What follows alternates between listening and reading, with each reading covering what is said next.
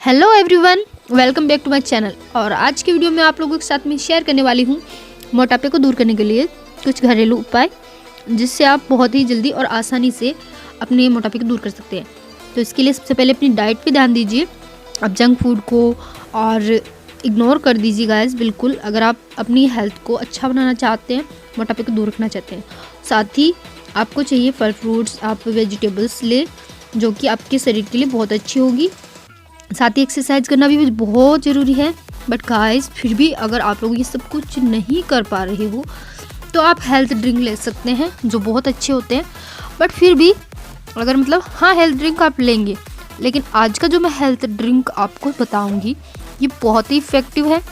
इससे आपका वेट बहुत ही जल्दी यानी लॉस होगा। सो इसके लिए आपको चाहिए होगा जीरा पाउडर, जीरा पाउडर नहीं, जीरा चाहिए होगा। जीरा जो साबुत होता है आपको किचन में मिल जाएगा। उसको 1 गिलास पानी गर्म कीजिए और उसके अंदर 1 चम्मच डालिए। उसके बाद में उसको 1 घंटे के लिए 2 घंटे के लिए छोड़ दीजिए ऐसे ही। और उसके बाद में उसको छान लीजिए और छान के इस वाटर को आपको पीना है। 1 हफ्ते तक लगातार पीजिए, आपको डिफरेंस दिखाई देगा।